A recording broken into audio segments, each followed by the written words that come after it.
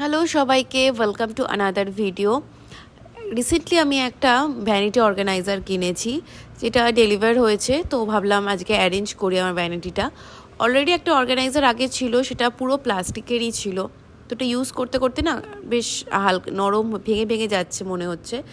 তো একটা এবার একটু শক্ত দেখে কিনেছি, যেটার বেসটা হচ্ছে মেটালের। আমার ভ্যানিটিটা অর্গানাইজ করে নিয়ে চলে যাব কিচেনে, কারণ আজকে বানাবো আমার ভীষণ পছন্দের একটা রেসিপি, সেটা হচ্ছে গাজরের হালুয়া। এবার কলকাতায় গেছিলাম, কিন্তু গাজরের হালুয়া আর খাওয়া হয়নি, কিন্তু অন্যান্য মিষ্টি তো অনেক খেয়েছি, আর এটা বাকি থেকে গেছিলো।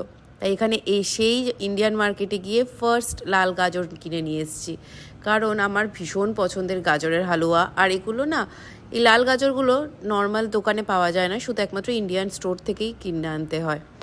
সেই জন্য আর সারা বছর যেহেতু পাওয়াও যায় না, তো শেষ হয়ে যাওয়ার আগে ভাবলাম বানিয়ে একদিন খেয়েই নিই। ঠান্ডাতে গরম গরম গাজরের হালুয়া খেতে তো দারুণ লাগে। এখানে যদিও ঠান্ডা পড়ে না, কিন্তু এগুলো না বানালে মনে হয় যেন শীতকালটাই অসম্পূর্ণ থেকে গেল, তাই না?